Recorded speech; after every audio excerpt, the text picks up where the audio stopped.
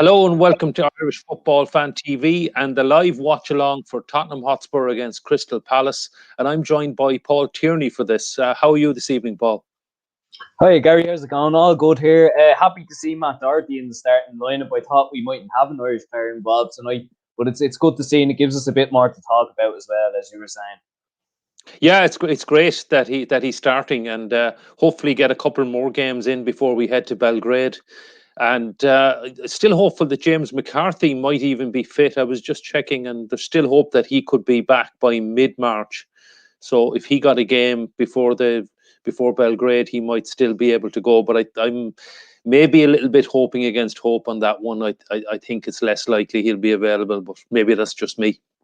Yeah. I agree about Doherty anyway, because it looks like he's going to be starting in some capacity anyway. We have a few injuries at the moment, so it's good to see him get a few games. And I suppose they do have the Europa League last 16 coming up as well. So, I mean, that's 3 or 4 games before the international. So hopefully it's more game time for him. And hopefully James McCarthy is back fit for those games also. Yeah, I kind of feel that, I know we've maybe talked about this a lot, but I kind of feel we need our experienced heads, particularly away from home against Serbia. That's going to be an absolutely crucial game. And just that little bit of experience that James McCarthy has, and I'd like to see him kind of sit in front of the back four. He's still a quality player, still quite young. So, yeah, hopefully he's fit and available. Yeah. Again, you'd like as many of the squad as possible to be involved that are still playing from the squad that got the point out there a couple of years ago. I know, obviously, it was probably a bit disappointing to only get a point in the end.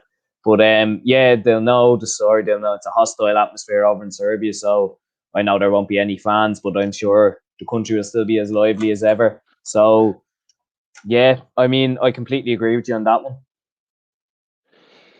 Yeah, and you said there won't be any fans. I'm just wondering, Paul. Now I haven't heard anything to the contrary, admittedly, but I do see that there's talk of possibly being fans in certain countries in Europe, and I just wonder. Serbia has been way ahead of a lot of countries in rolling out the vaccine, and I was just wondering, are they in a position to allow some fans in? I know there's certainly been no fans in the Aviva for all games. And Yeah. I think most games across Europe will be behind closed doors. But I just wonder, would Serbia be one of those countries that might let fans in? I don't actually know. It's probably something I'll check. Maybe it's unlikely, but you never know. We can wait and see. Honestly, to be honest, I know even if they had a couple of fans, it'd probably give them a bit more of an advantage. And we know how good their fans can be. They're very animated, shall we say. So, yeah, it probably wouldn't do us many favours. But again, they're professional footballers. It should be no problem for them regardless. Yeah, it's going to be tough though. Serbia have a new manager now, Dragan Stojkovic. He's a legend, the former Red Star Belgrade, Marseille player. And it'll be interesting to see how he gets on. Now he won't have much time with the squad, obviously, and not much time to impose his style of play. He's just moved back, I think, from China. But it's tough baptism of fire for him as well. I mean, they've got us first up, then they've got Portugal at home, and then they're away to Azerbaijan. So a lot is going to ride on our game. I mean, if we can get a result, it puts huge pressure on them going into the Portugal game. Whereas if they win, it kind of takes a lot of the pressure off, and it piles the pressure back on us with Luxembourg at home. And then our next game would actually be Portugal away in September. So you're suddenly, even if you beat Luxembourg, maybe we shouldn't be taking them for granted, but you're suddenly, if you were to lose in Belgrade and lose away to Portugal in September, we'd really be in big trouble.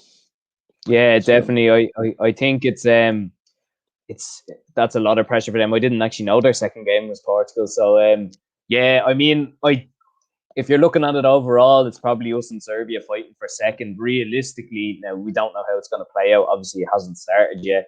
But I mean, the way Portugal are looking at the minute with the players they have, and they're still European champions as well. I mean, it'll be tough to finish above them. And even Azerbaijan and Luxembourg, I think they're a lot tougher than the likes of, like, they're probably a step above, the likes of Gibraltar we've had in the last couple of years. So it's not going to be as easy. but you'd still be looking to beat them home and away, ideally. Yeah, I mean, they are a step above Gibraltar, but probably in both cases a step below Georgia. So I would hope that we beat them. I mean, I certainly would have no doubt that Portugal and probably Serbia will beat them home and away. So the pressure will be on us to do it, and certainly start off with a home win over Luxembourg in our first home game. Anyway, yeah, exactly. A few comments. Sorry, go on. You go ahead. No, you go ahead. I was going to say a few comments coming in. Roscoe Cadwaller says hello. Daniel Deline says congrats. David Salter says, how you doing, lads? Hope you're well. So hi, Roscoe. Daniel Ush Bosch says hello as well. Hi, David. Evening, lads. So, and a question from Roscoe.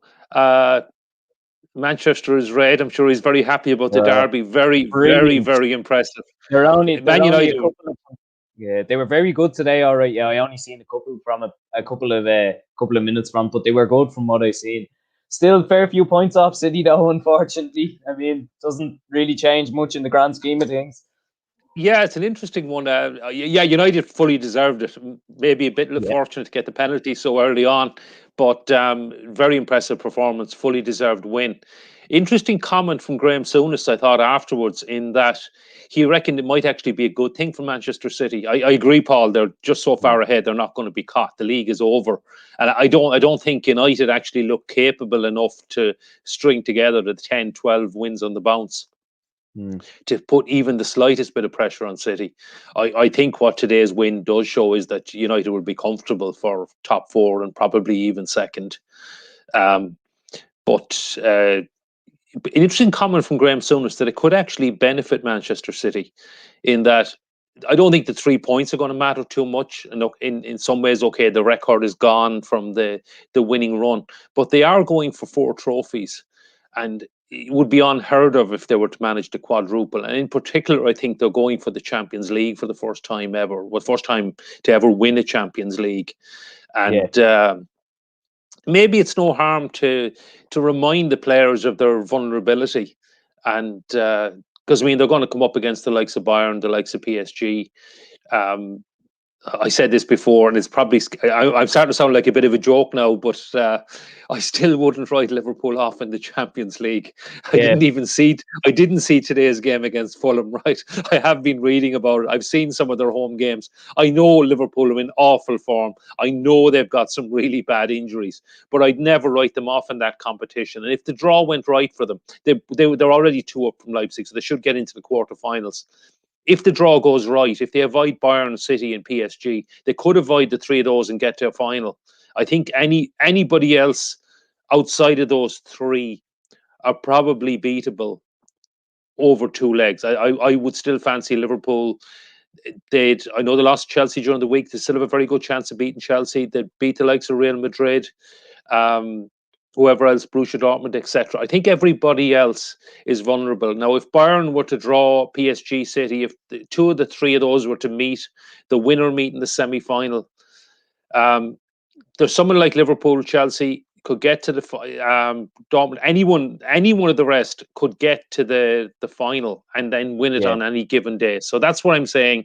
So I wouldn't totally rule out Liverpool, but it's not looking good for Liverpool even to make top 4 at the moment if you're looking at the Premier League.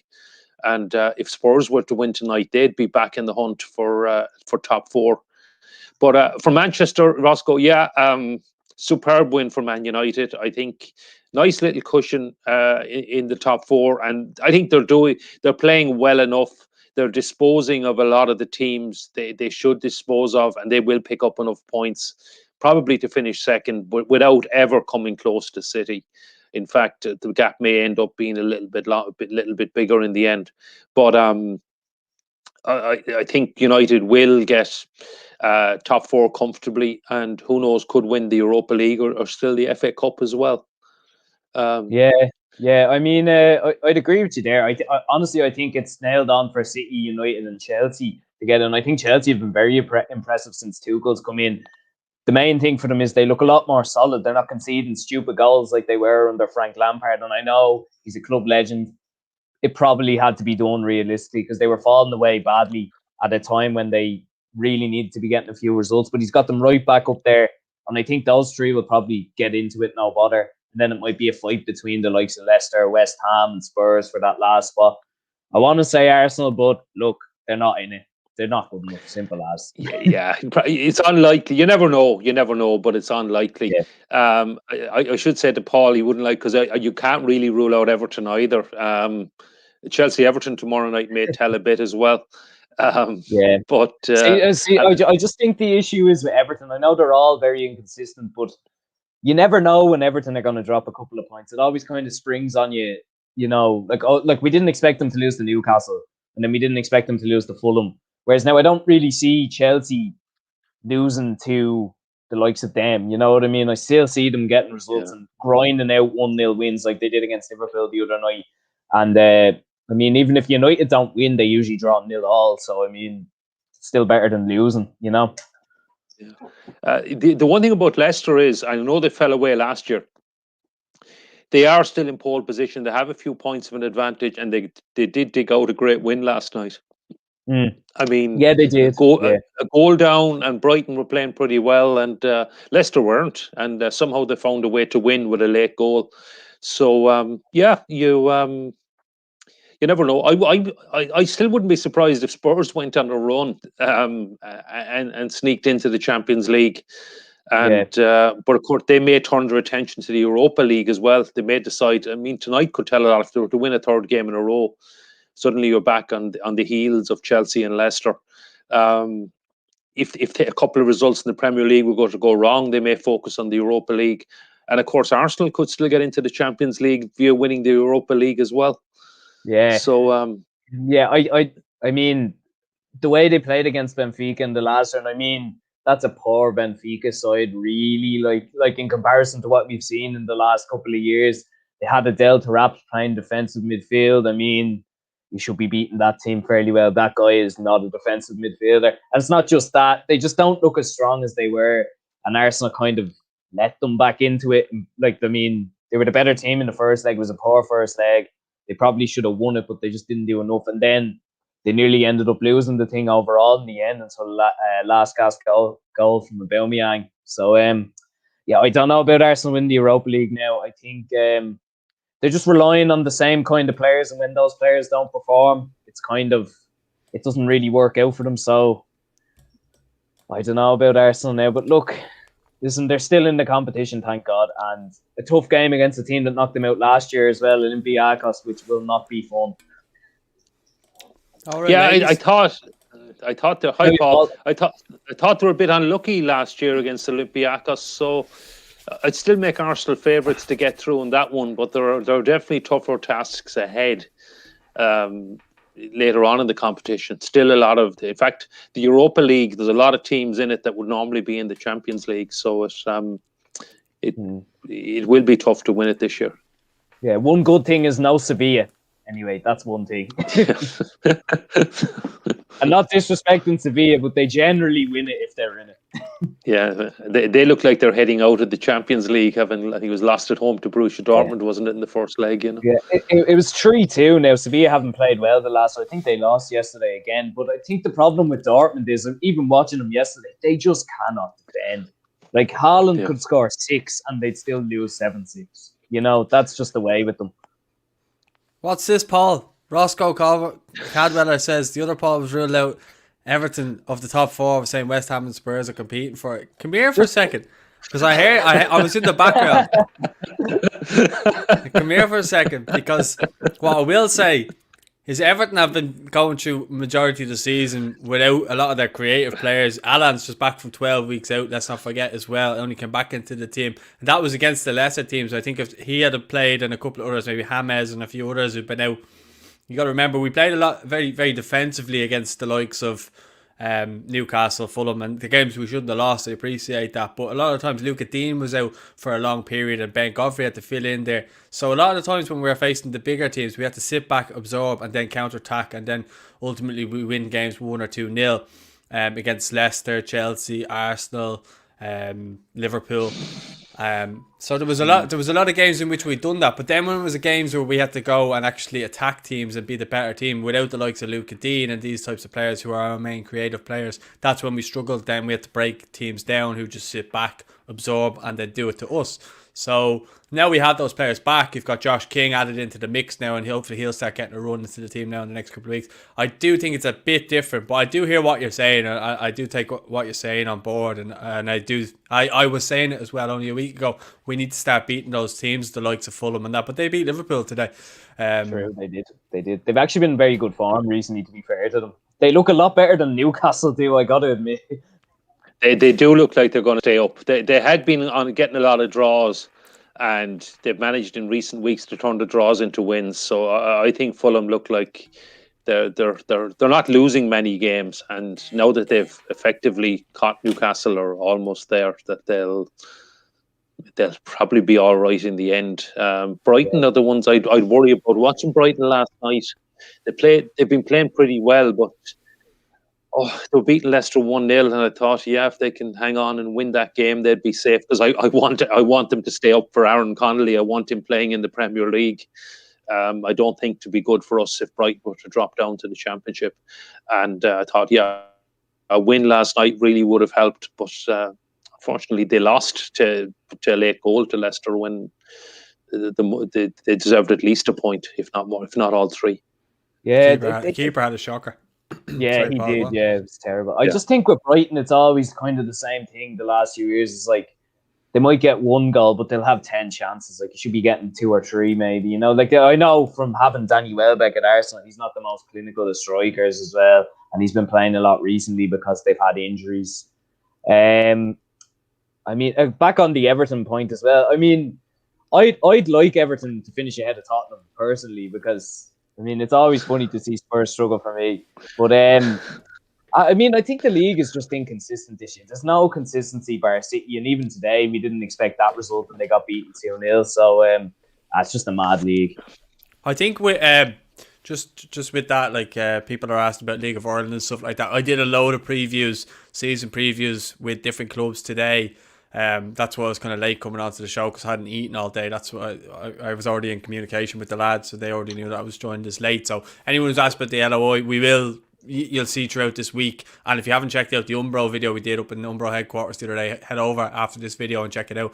I wanted to say a big shout out to Ross Cadwallader. I don't know if he's seen the UFC last night, but he actually did a voiceover for one of the main parts for Israel Adesanya's part. So that was obviously a huge what would I say, achievement for himself, and obviously the Energize show. So shout out to the lads over at Energize, Ross and Barry, and fair play, Ross.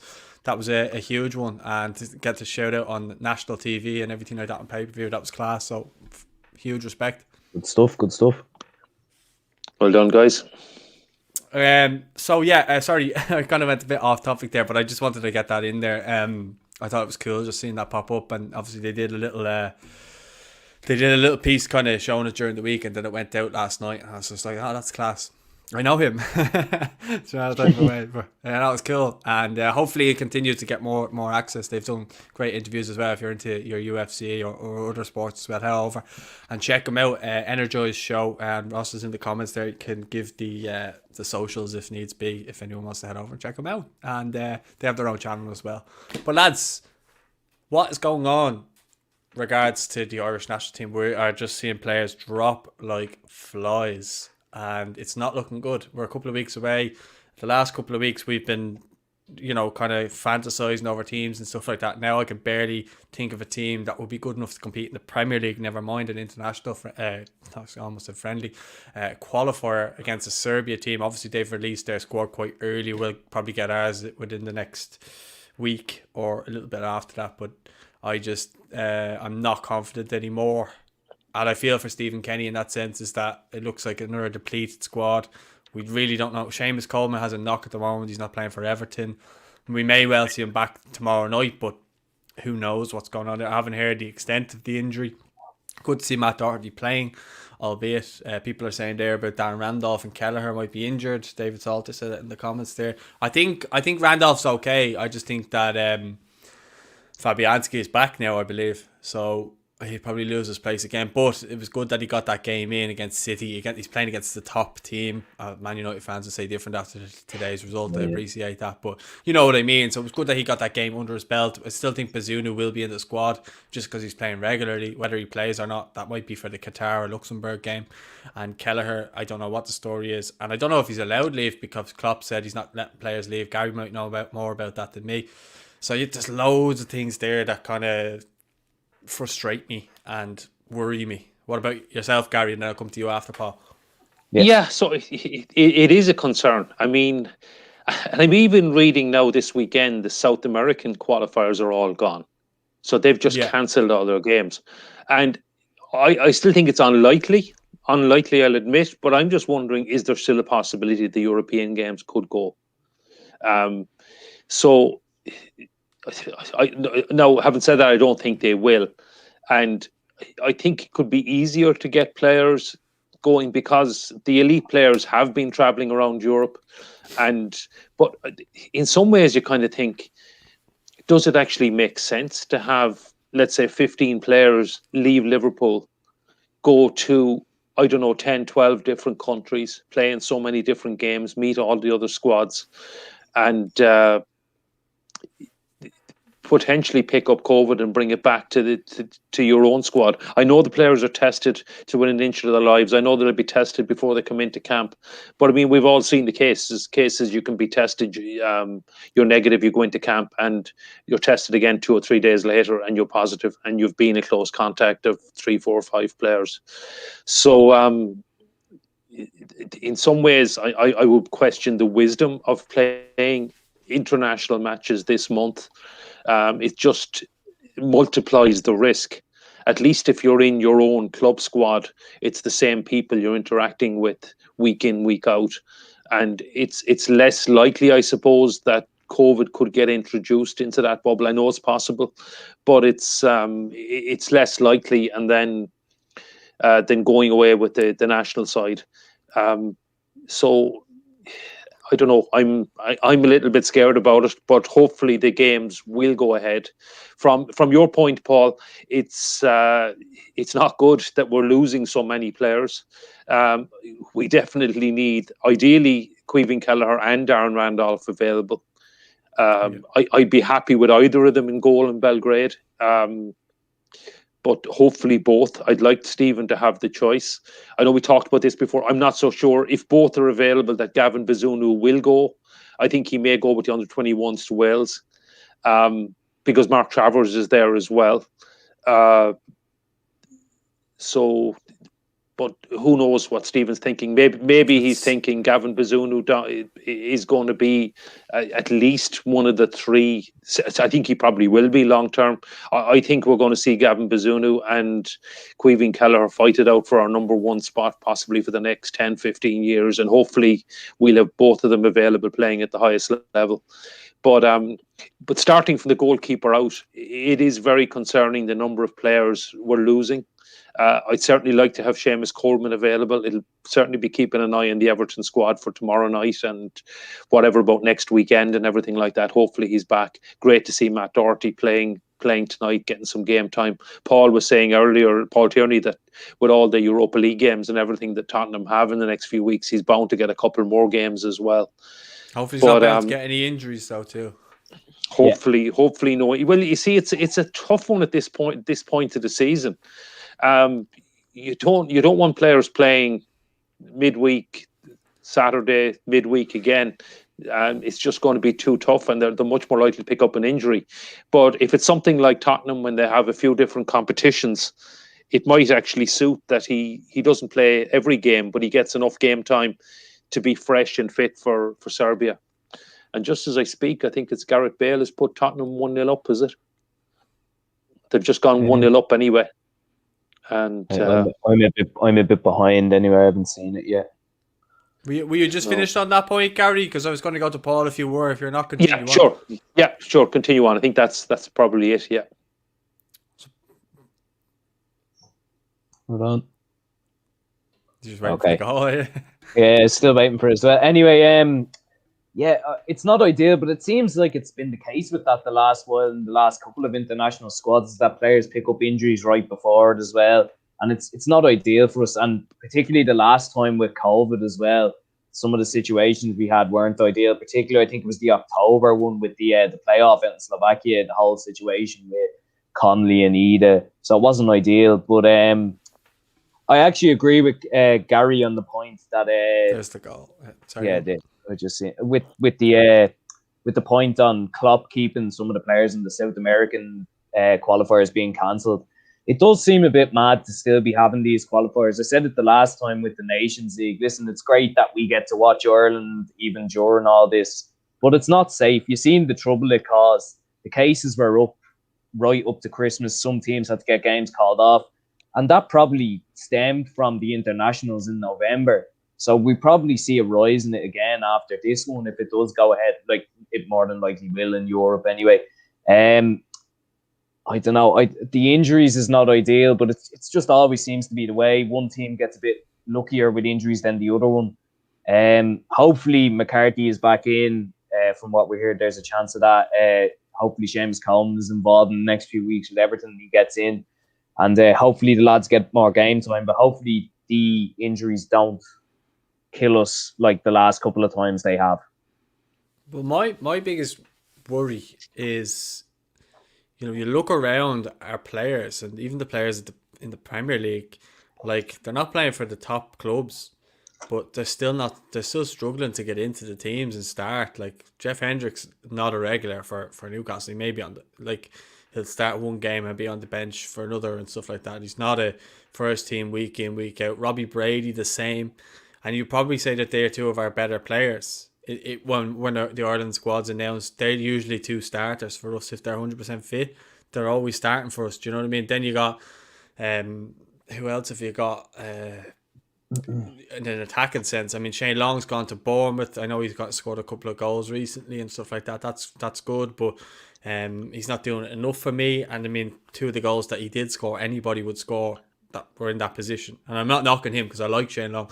I'm just saying, like, I'm not going to be saying, oh my God, Shane Long has to start, because I don't think he does. I think James Collins probably is a more realistic person to have, and he'll probably go Adam Ida anyway because he's starting to get minutes, but he's getting very little minutes anyway. I know he scored the other week, but again, he came on late, scored a goal to help seal the win, but he's not getting the minutes that we know he needs, considering, he hasn't played that much senior football, even though he's been in the international squads, and Gary, we spoke about that before. We need him to start getting minutes in the championship to start for his own development. Otherwise, it's just going to be a case where he's just going to be constantly behind the likes of Pookie or whoever. And it's frustrating because you look at our strikers. Callum Robinson, I don't know what's the story with him. Did he play today for West Brom? I didn't see him or hear his name being mentioned. So, O'Dowd, I think he's injured as well.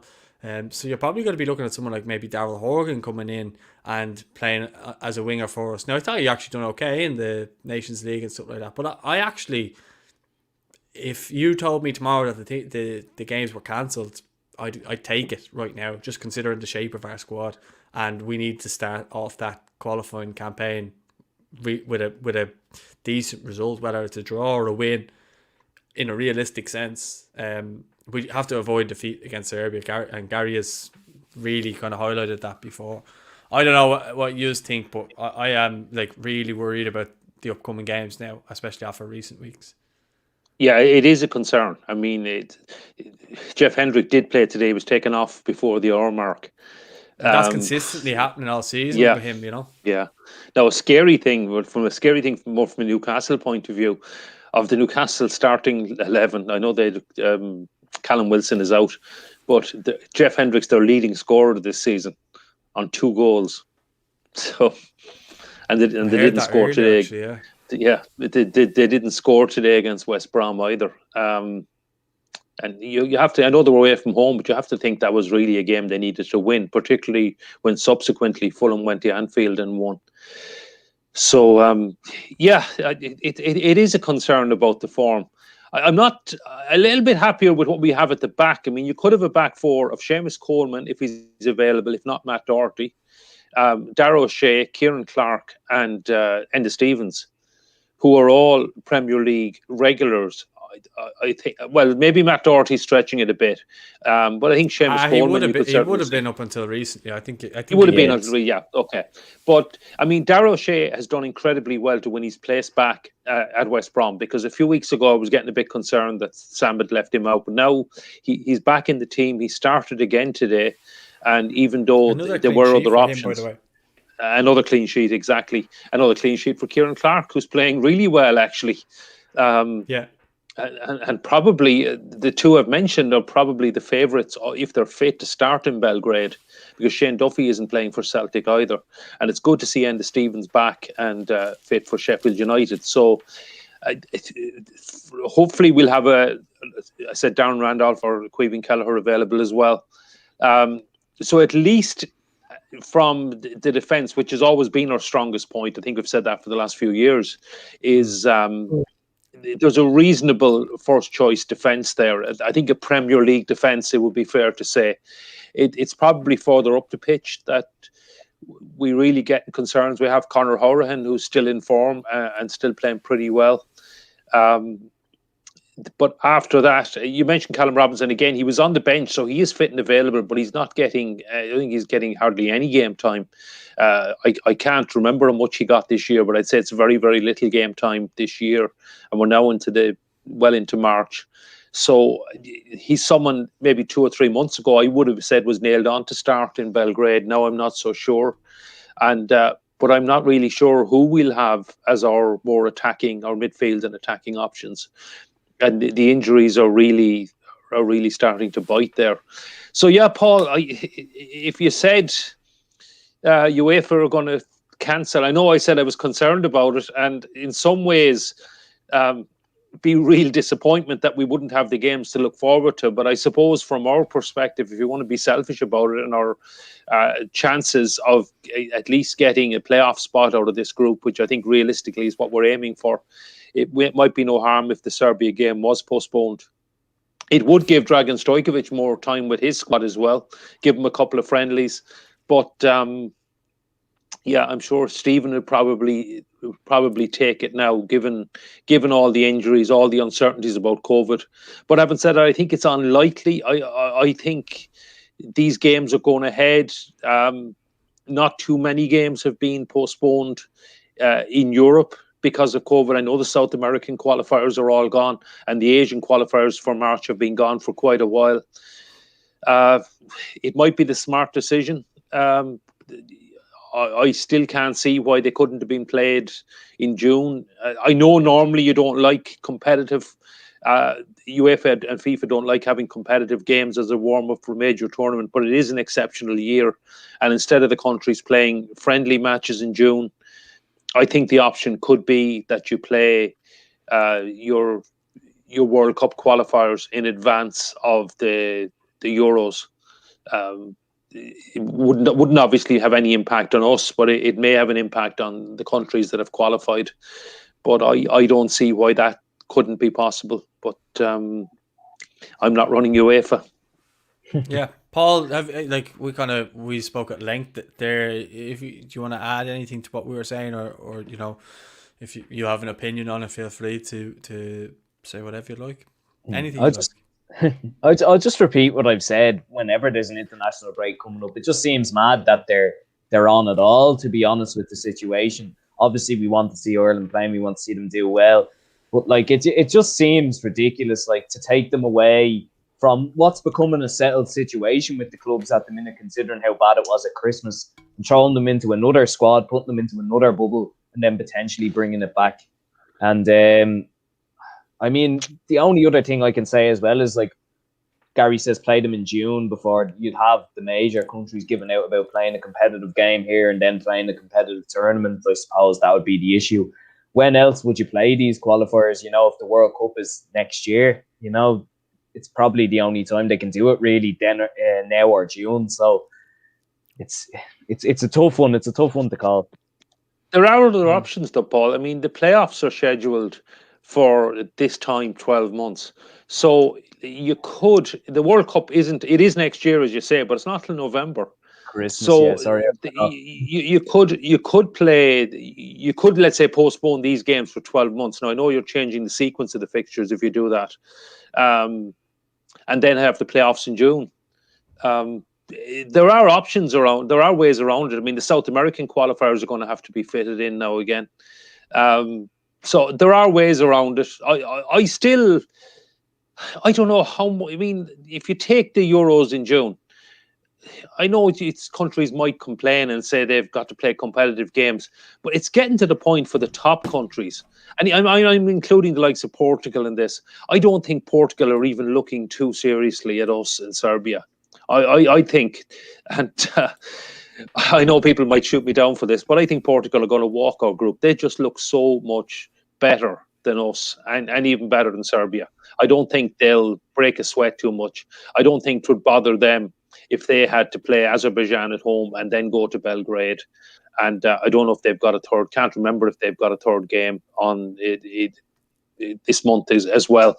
But whether they probably do actually, they probably play They must actually play Luxembourg because we play Qatar. But yeah, if they're playing, they won't lose any sleep, I think, over playing those games. The other big countries will probably take care of them as well, easily enough. It's probably even more the middle of the road countries, or even the countries like Scotland, who are qualified first time in so long that maybe they'd suffer if they had to play their World Cup qualifiers before the Euros. But I think given the COVID times, it makes a lot more sense to play these games in June, and if not, play them in March next year and postpone the playoffs until June. There'll still be plenty of time. Mm-hmm. Just on that, Martin O'Neill replied to IFF TV on Instagram. So he said, "Welcome to Instagram, Martin O'Neill," and he goes, "Thanks for the message. I hope the comments were nice," with a winky face. I don't know what that means. And I just said, "Always, Martin, big respect." So that's Martin O'Neill writing to us on Instagram. I never thought I'd see the day, but there you go. I've heard rumours about him maybe getting the Celtic job again. I know it's probably only rumours, but you know, I mean, probably wouldn't be the worst thing in the world. But they said that about Neil Lennon going back, and look how that's turned out. True, yeah, true. But I see what you're saying. I just don't think it's a good fit right now.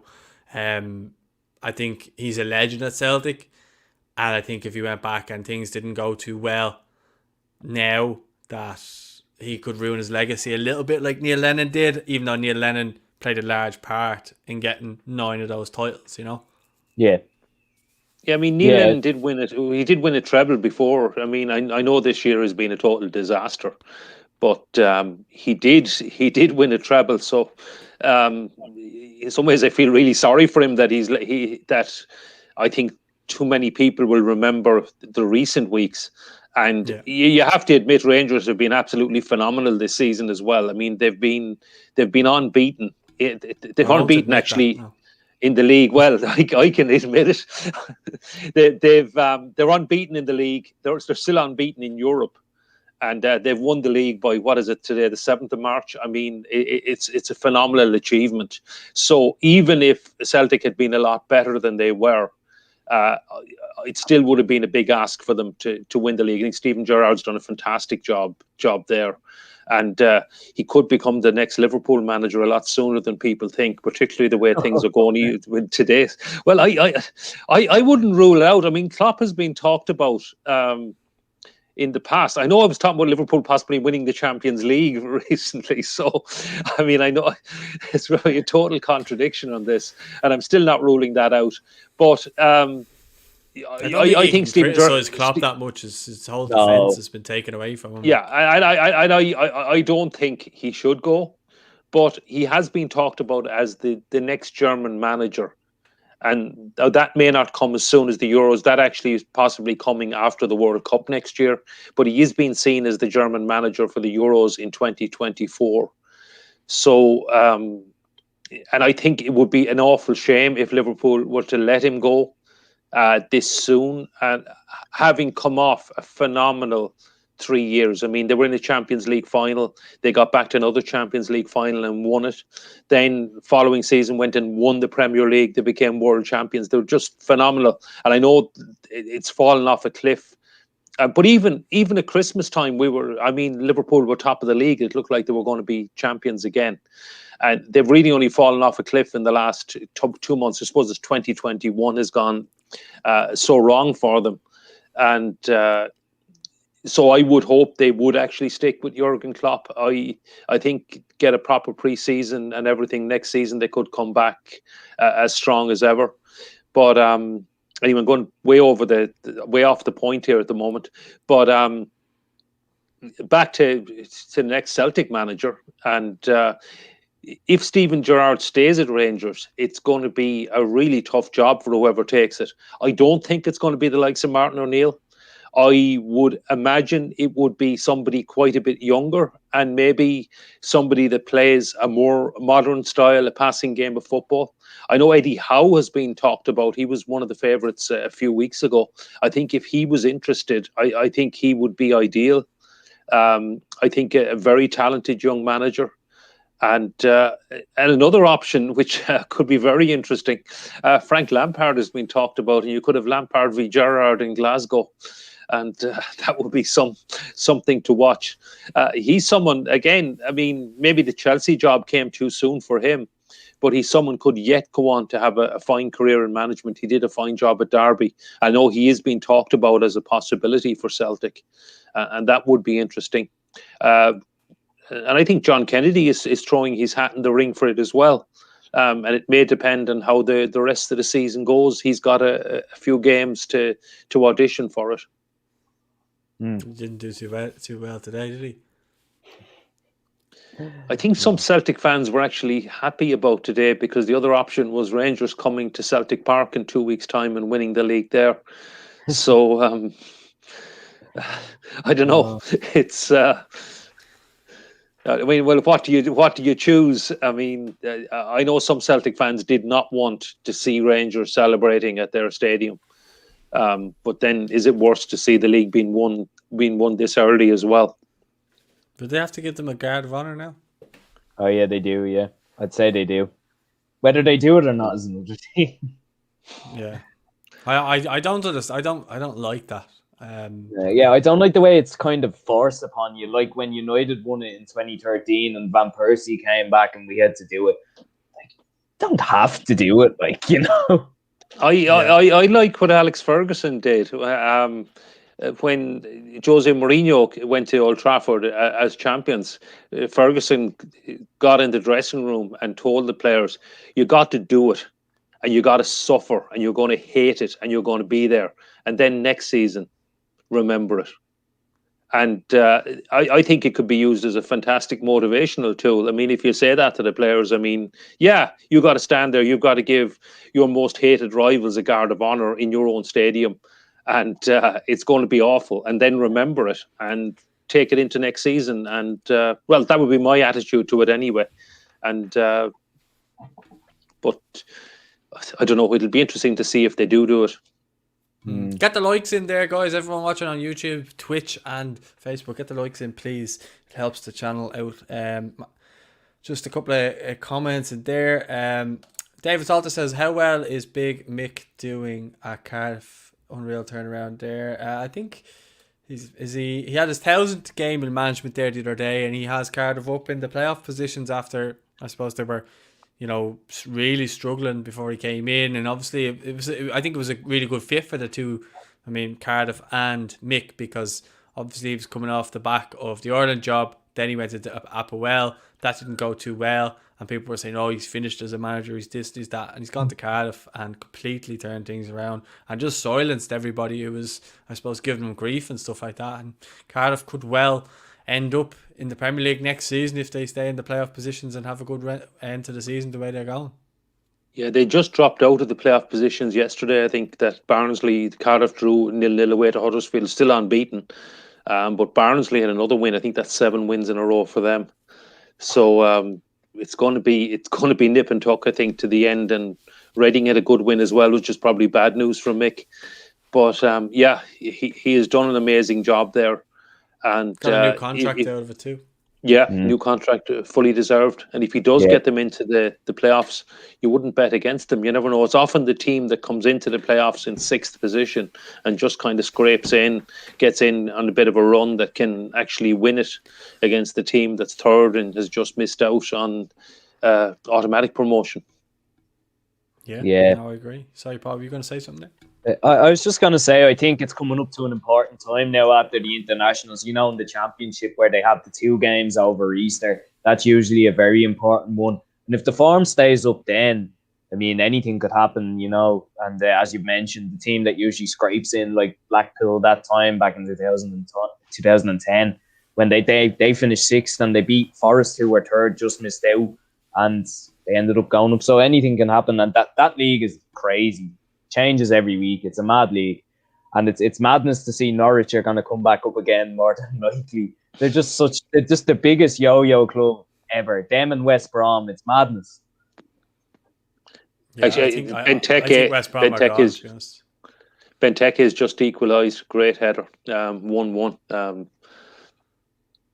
Yeah, Norwich are virtually up. They're on a fantastic run. I think it's 7 wins in a row as well. I know I was saying I wanted Brighton to stay up for Aaron Connolly, and from an Irish perspective, it's probably good if Newcastle stayed up. Funnily enough, it's probably bad for us if Norwich go up, because I think it's probably too soon for Adam Ida to get game time in the Premier League, and he may have been better if they'd spent another year in the Championship, but that's water under the bridge. Norwich are gone over the horizon. They won't be caught.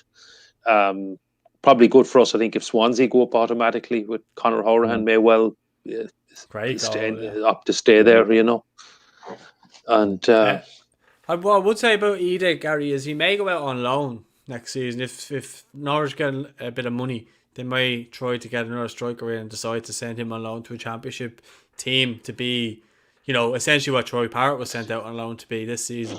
I think that's maybe what Norwich will do, because what's the point in them? He can barely get a game in the Championship. What's the point? I know he's only back from injury. It's not his fault. But I just don't see the point in him going up to the Premier League with them if he's not going to get a run. I just feel like they're just really slowly, stopping him growing. I think he needs to play. I think he needs to score. And I don't think that he'll get that with Norwich in the Premier League. If he does, brilliant. Absolutely brilliant. And only Daniel Farke will know that. They've obviously got other Irish players coming through the ranks there. Andrew Omo Bamidele was on the bench there a couple of times as well for them as well. And then they've got Josh Georgie in their under-23s as well. So there is a good crop of Irish youngsters there. I think there's a few more gone over as well. But it's a matter of actually getting them in the team regularly. I know Omo Bamidele is really highly rated, and that's why he's kind of been in it. You got to remember, he's only, I think, 17 or 18, and he's getting called in every now and again, getting blooded in slowly. But I think Ida's a lot further up the list and is probably second striker in demand. But I think that he could go out on loan if they go up, Yeah, that's probably a good option for him if they do go up, because as you say, he's come back from injury, but he's getting very little game time at the moment, and you can't really argue for him to get game time when they're winning every week and they're playing really well. And it was great when he came on. He scored, as you said, last week, but I mean, he only got on with about 5 minutes to go. And maybe if there are quite a few points clear, so they might have 3 or 4 games at the end of the season when they're already in the Premier League, and they might give him a run then. See, the only thing to say about Norwich is you look at last year when they did go down, like they started quite well, actually. Obviously, they beat City. I remember they beat Newcastle as well at the start as well, which that's 2 wins out of 4 or 5 games, which is a good start normally for most teams. I think they it's because they can't really bring in that many players because they're not they don't have that much money, and they always kind of have a smaller squad to everyone else. And I mean, I think if they did come up, they might want them to still be involved. He might get a few more games than he did last year, because obviously, they can't really just go into the transfer market and buy whoever they want. So, I mean, if they did come up, maybe they'd want them to stay on. Just maybe if he did get a bit of form towards the end of the season, he might start getting more games. But even next year, he might get a couple more games than he did last year. You never know. We're just going to take a quick little break. We just want to take a quick break just to speak about our sponsors, Manscaped.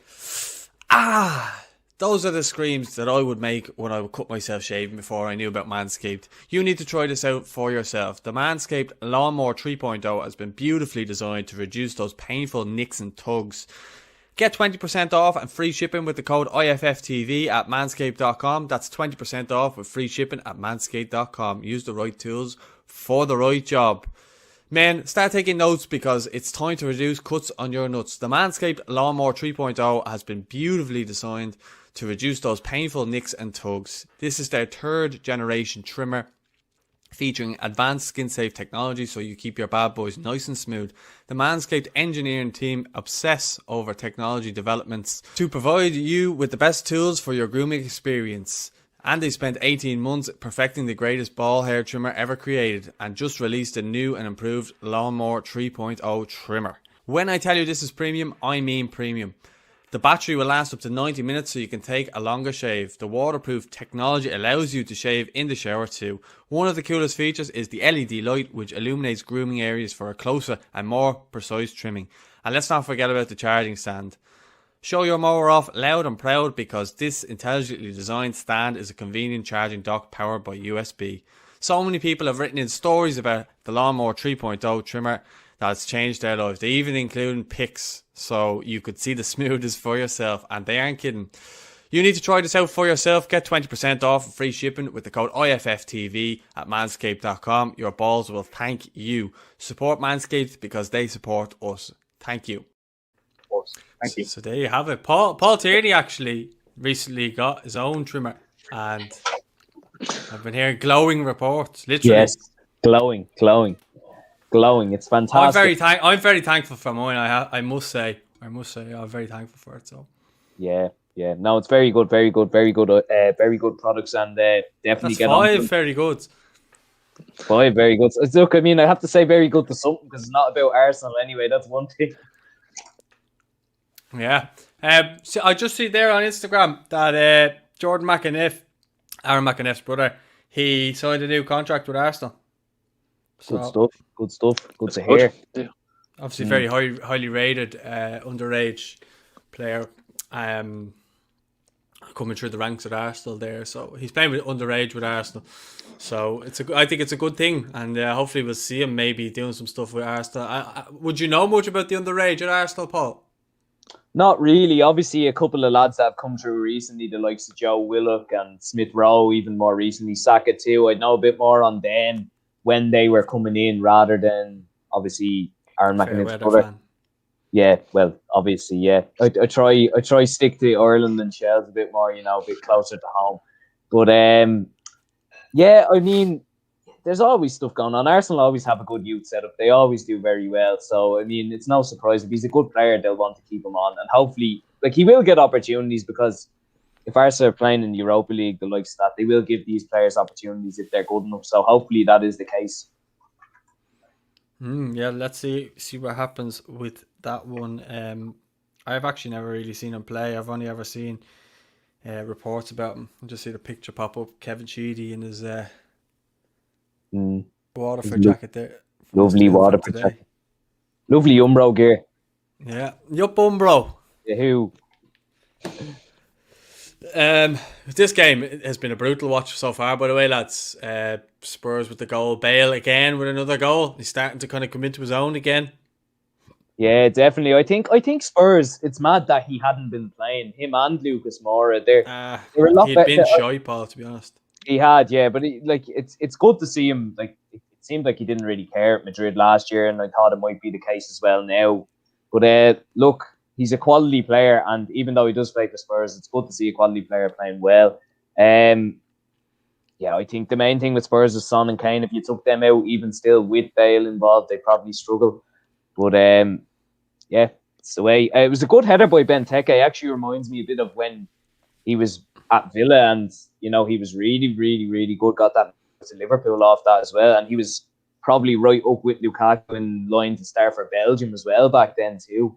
So good header. We don't see many goals from him nowadays, but very good header.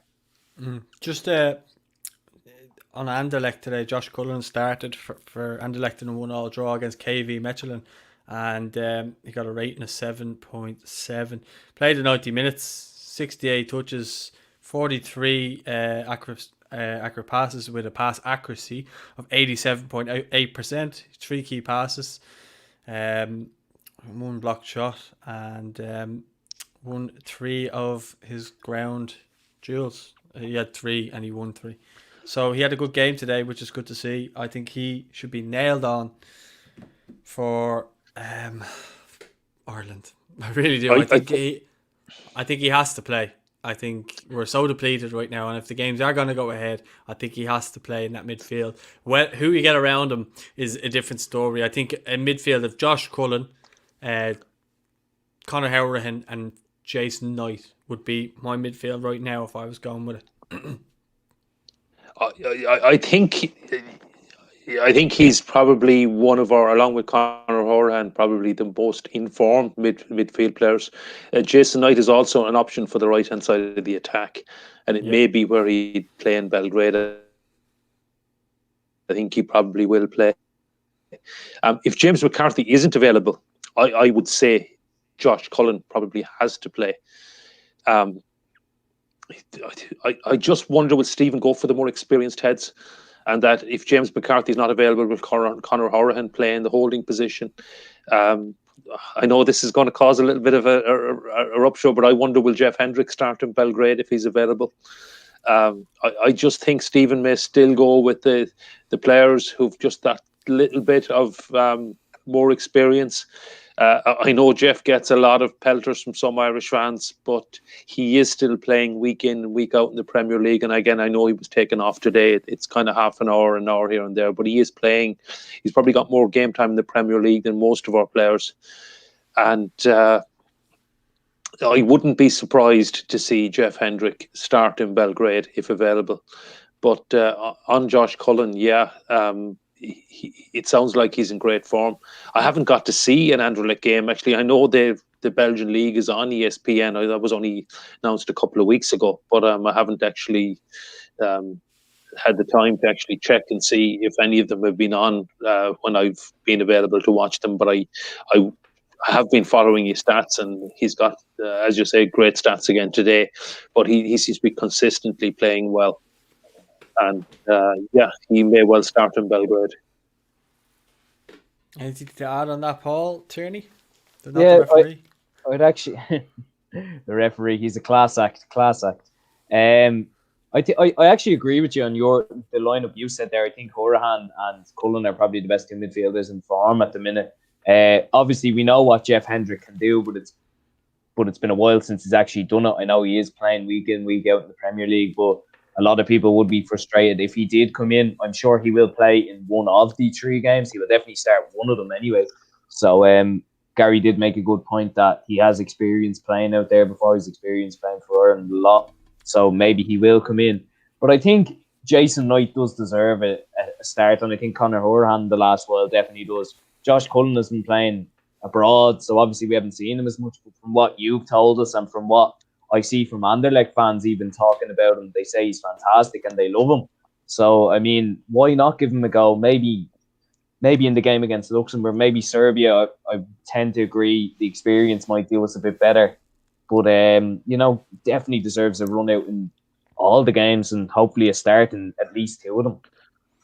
I think that I listened to Off the Ball yesterday, and they were saying that Alan Brown will probably be in with a shout of playing. I know he's playing kind of like a right wing back position at the moment, but I think Stephen has liked him as maybe that number 10, and I think other than the COVID situation after the England game, I think he probably would have continued to play on after that. I think Stephen really likes him and really rates him as well.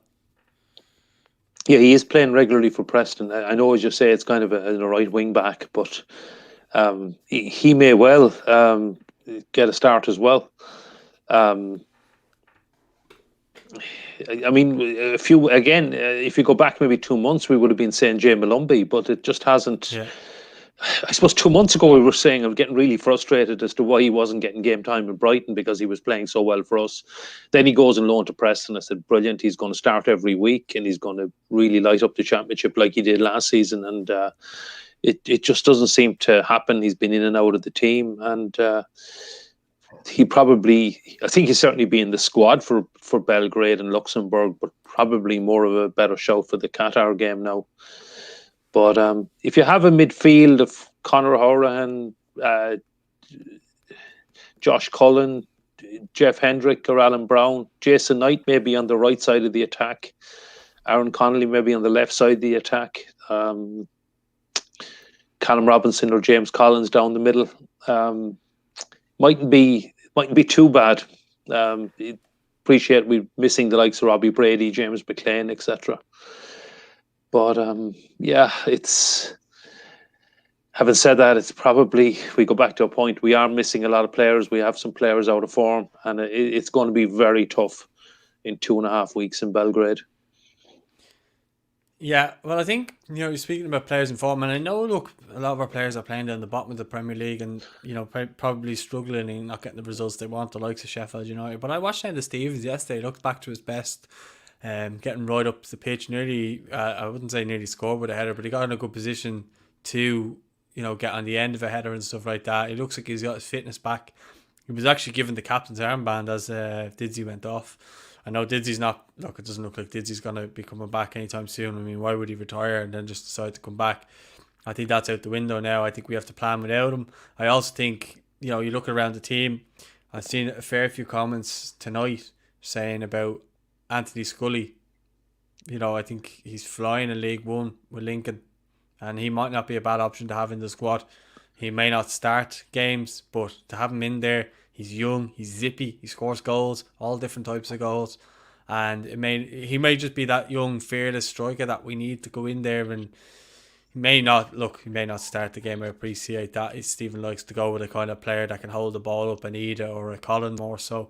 I think Scully will give us that something different. And just because he's purely just playing week in, week out, whereas like someone like Aaron Connolly, who I would have said a few weeks back when he was in form and playing, that he would have to be, in that front three at the very least. And if we were going to play in a 2, I would have had him and Callum Robinson at the time. But as we actually said back then that, coming close to the time, we don't know what way it's going to be. A lot of football is going to happen. And unfortunately, that has been the case. And injuries have crept up on us and form has crept up on us. So there's loads of stuff like that. Someone's just asked there, what about Patrick Bamford? He wants to play for England. I put that out a few weeks ago so people will stop asking about it. He wants to play for England, leave him to it. I think Aaron Connolly, is injured. I don't know what's going on with him, but I think as well Graham Potter's trying to protect him at the same time. I think he's, obviously he missed that chance against Spurs and got abused over it, and then ended up having to delete his social media, all this type of stuff.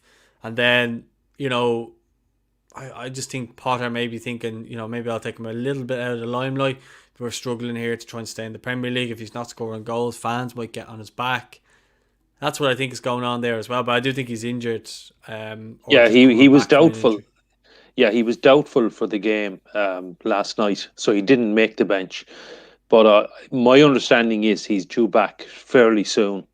And I think the Brighton fans in general seem to like him. It's just I don't think he's ever going to be a 20-goal a season striker, but he has a lot of other attributes that are very valuable. And to me, I think if he's available, he will.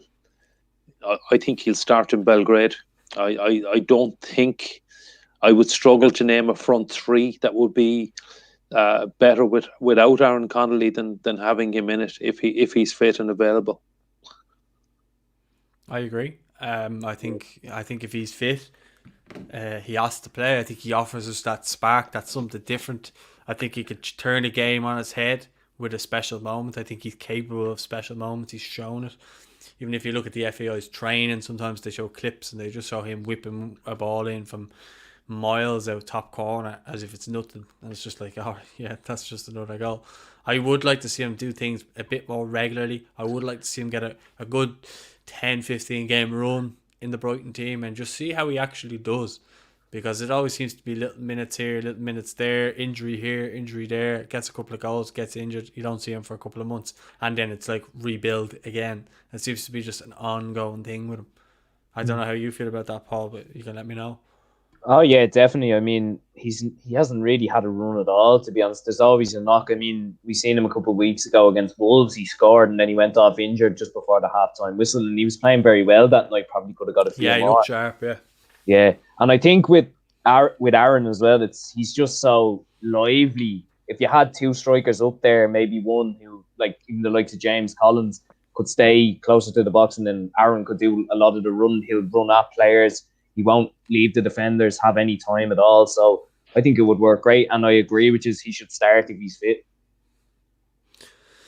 Yeah, a couple of people in the comments are saying that fair point, Daniel, but I think our best midfield is 1-6 and 2-8 as opposed to a 10.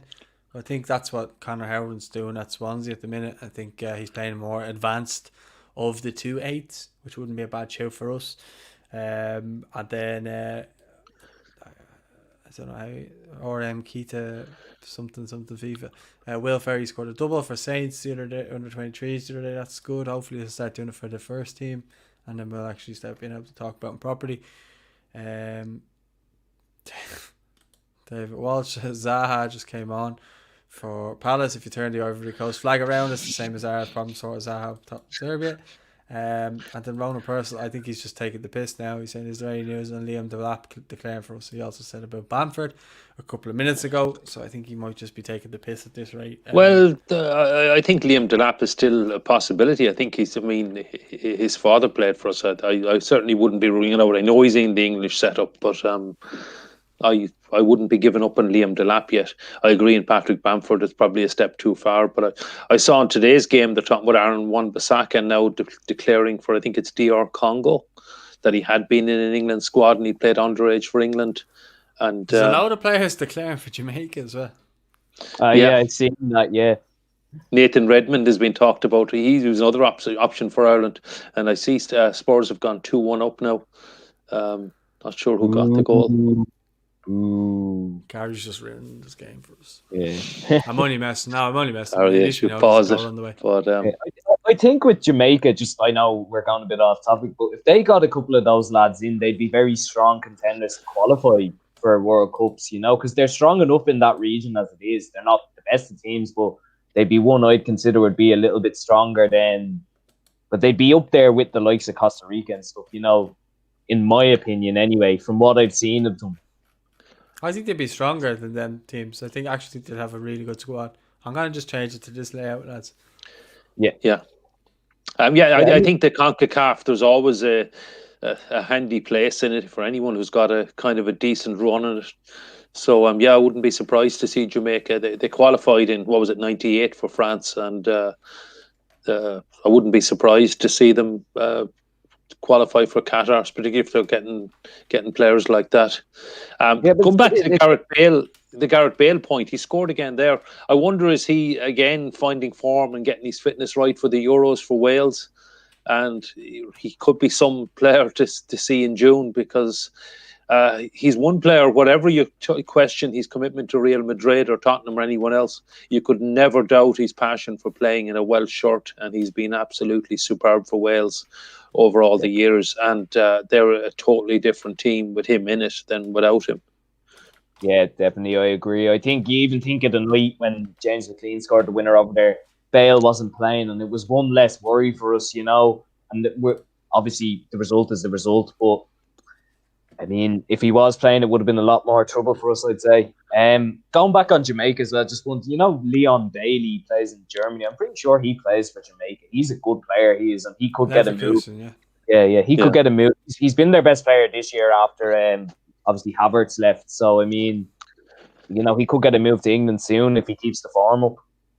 Oh, what a goal. It's 3-1 Spurs, and Harry Kane has put an absolute scorcher into the top corner. Wonderful, super Harry Kane. 3-1. We can change the caption because we don't want to take Benteke's goal away either, Paul. Yeah. No, great goal, fantastic goal. I think that was the goal of the match for me personally. Benteke's one. And Matt Doherty with the assist. It was only a little pass. It was only a short pass. Doesn't but matter. He will get the assist. It counts on fantasy football.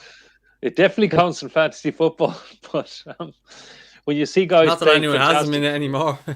40-yard passes for assists, I think it's a little bit.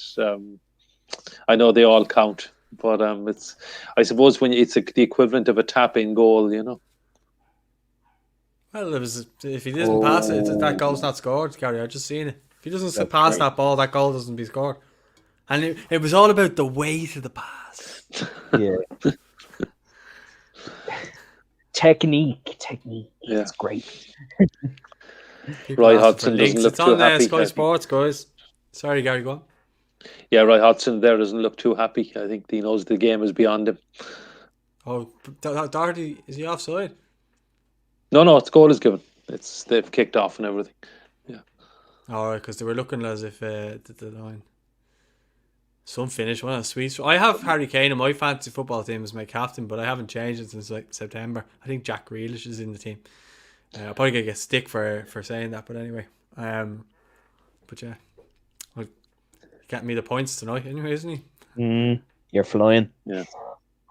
You got to give it to Kane, even though I have to give it to his son player, and I think he's probably one of the only English players that is not overrated. You know, he's that good. You know, there's sometimes they hype up. You know, Sterling is a very good player, but he doesn't do it enough. You know, he does it in spells, and it's against the likes of Southampton and Palace and stuff. He get a hat-trick, whatever. I heard today he'd never scored against United before, which is unbelievable considering, you know. He was very poor today. He was very poor today. I thought he had a very poor game, you know. So who? Sterling. Oh, sorry. I thought you meant. I thought you were saying it's a Kane. I thought we were like what? Sterling goes missing in a lot of those games. It finally goes missing against Liverpool a lot. I know he didn't there recently, but they're shocking recently. But in any other games, he just goes completely missing against them, I think. Yeah, he does. I think when the fans are normally there, they obviously get on his back. I mean, there's no excuse not to really, you know. And I think it's your classic case of the English press hyping up a lot of these players, you know. I mean, some of them are very talented players, don't get me wrong, but they're not as good as they let on for them to be. I think Kane is the only one that comes close to that, really, for me. And I think a lot of the players coming through now are really, really good. I think I don't think Calvert-Lewin is as good as the English are making him out to be. I think he still has a lot of work to do in terms of his finishing, and you know, when he gets a ball and he's one-on-one with a defender, he just looks like Bambi on ice. Well, he's really good in the box type of thing. They're always like saying that he's going to be this, he's going to be that. I still think there's a lot for him to improve on. I'm sure he will. I think Carlo Ancelotti will improve him on that. But there's other players there. Like, it's mad how like they don't even really rate Jordan Henderson, but you look at what he did. He transformed that Liverpool team with Van Dijk, obviously. But it's mad how he doesn't even get mentioned in their thing, and he's been like slated for so many years. Now I don't like him, obviously, because he's a Liverpool player or whatever. But that's just, you know. He's not the flashy player. I mean, he does a lot of the dirty work, the ugly work. You have to respect need to what do. He does, though. Yeah, you have to, and they're just as valuable to the team. I think Phil Foden actually is a really great player. He looks really, really good, and he could be a star in the Euros this year. In fairness to Sterling, he can look very good on his day. He just today was certainly not one of it. He was pretty much anonymous today, and but I suppose you have to give credit to Man United defence. I mean, ironically, Solskjaer has been slated for after the Chelsea game, saying that so many 0-0s that they didn't even try to win against the top teams, and they go out today and they win 2-0, and they were fully deserved and hugely impressive. And I think is that 3 Manchester derbies in a row he's won at the Etihad or something. I think he's won all 3, I think, Manchester derbies, if I'm right, at the Etihad. So hats off to him on that. I was going to say something there. I'm after forgetting. Oh, damn. Come back to me, because it was a good point. Oh, it was about Liverpool. Sorry, yeah, about Jordan Henderson. I think about with the injuries in the back line, obviously the lads from midfield have had to move in there. And if you think about it, what was good for Liverpool was how high they used to win the ball. They pressed you, and then they just give it to the lads and they'd score it. Not having that in the midfield either this year is killing them, you know. the likes of Fabinho and Henderson in particular, who were outstanding last year and the year before, where they fell just short. They are missing that a lot, and it's affecting them badly. But I think the performances now, I mean, listen, you're losing to Brighton, Burnley, and Fulham at home. That's it, really. You know, it's not ideal. And Everton after 22 years. But I think with the likes of Everton, Chelsea, I mean, losing to Everton after 20 years, but I think with how well you have played this year and Chelsea, the form they're in at the minute, you could have seen those losses more so than, like, even Brighton. Like, Brighton, I mean, they're just a weird team to watch. I think it's mad how they don't get as many more goals, but then they go and win at Anfield. You know, it's mad to think. Yeah. What was I gonna say there? But I think like we looking at here, like Matt Doherty's not actually playing that bad, and I appreciate it's Crystal Palace. But I think it's been really drawn out. Like, people are saying how bad he's been. He hasn't been like bad as in just won a nice tackle there actually. Like, I don't think he's been absolutely shite. Good ball in by him there to Harry Kane at back post. Oh, sorry then. So he actually, like, he's playing well here for me, in my opinion. And James Burke has asked a couple of times now, and I think we're gonna go for it. We're just gonna go for it. So I'm gonna pull up his comment, and if we're picking right now, game is playing tomorrow, I will go Randolph in goal. This is me, and I'll come to Gary, and then I'll come to Paul. So if we're playing them tomorrow, Randolph in goal. Depending on injury, Matt Doherty or Seamus Coleman. Seamus fit, I would go with Seamus. Left back, I would go with Enda Stevens, Dara O'Shea. And just because he's kind of coming in and out of form at the minute, I would leave Shane Duffy out. I'd have Dara O'Shea, Kieran Clark as my two centre backs. Moving into midfield, I would have Hourihane, Josh Cullen as the sitter, the number 6. And then I would have Jeff Hendrick probably beside him in a realistic sense. Have the two of them ahead of Josh Cullen. Just purely, I would have had Malumbi in there, but he just hasn't been playing for Preston. Or actually, you could probably have Alan Brown in there. So either or, but I'd probably go with Jeff Hendrick in this case, just because he's playing minutes in the Premier League, and that's the only reason why. Right side of the front three, Robbie Brady. Left side, Aaron Connolly. And up front, James Collins.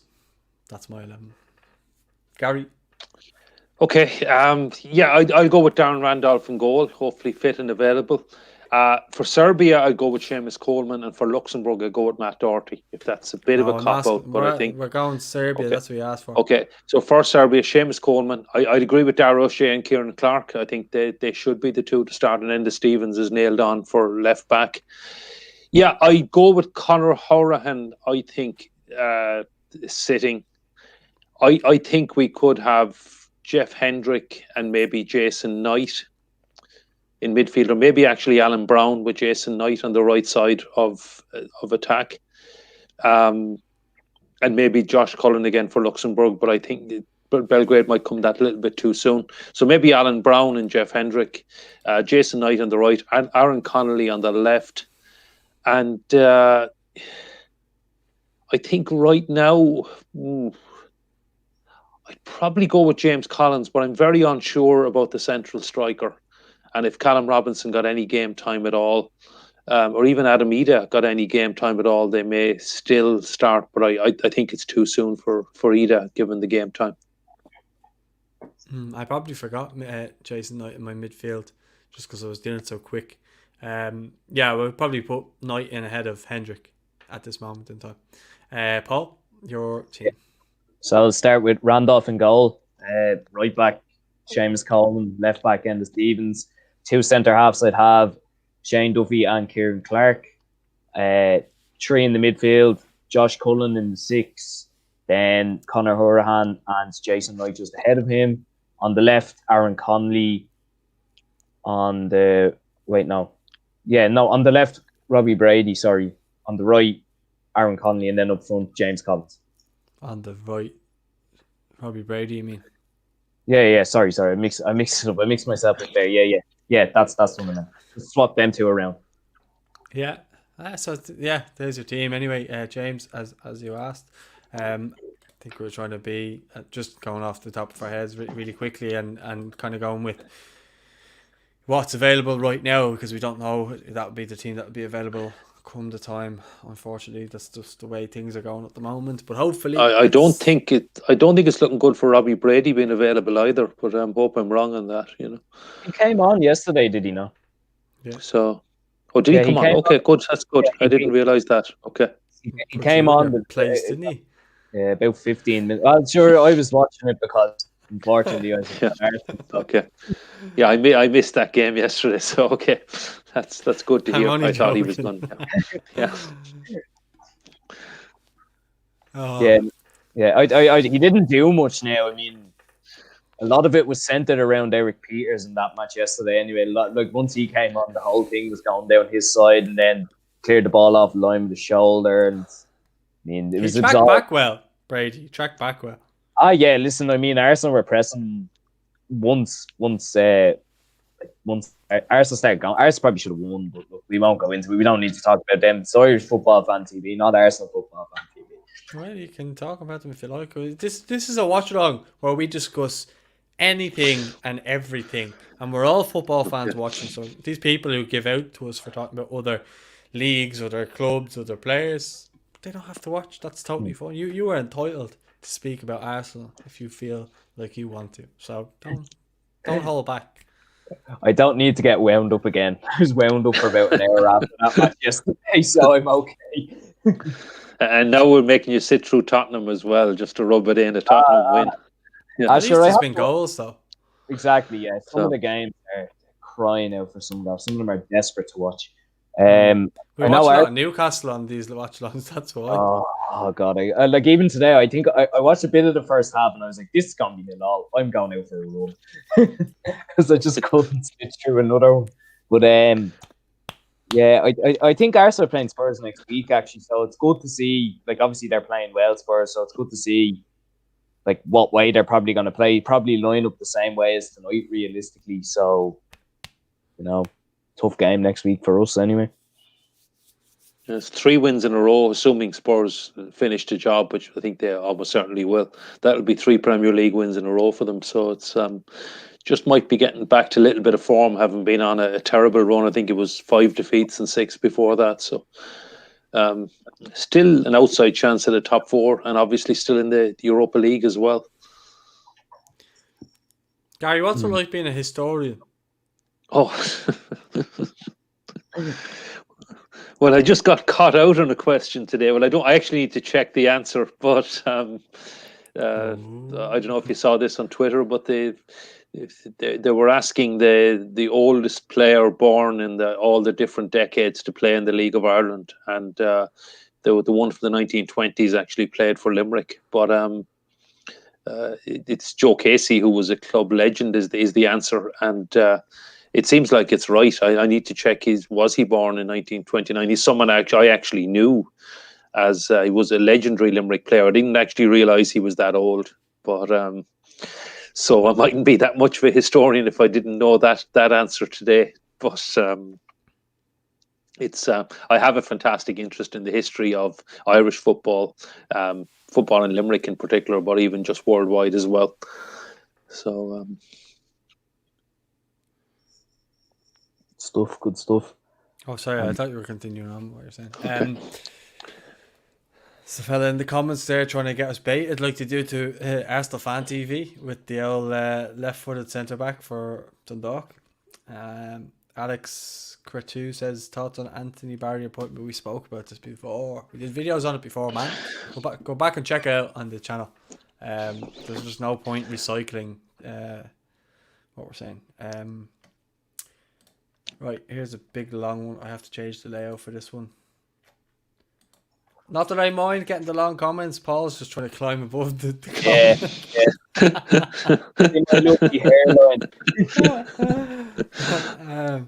He says, what do you think of Troy Parrott at Ipswich? Gary, you might need to climb above that there yourself. Watched him yesterday and Troy was poor. Lost possession a lot and very sloppy play. That was one game I know he's played well in past few games.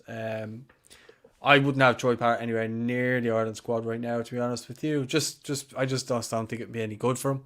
I think he could still stay with Ipswich. Troy finished the season strong with them. They've obviously got a new manager come in there. He's young.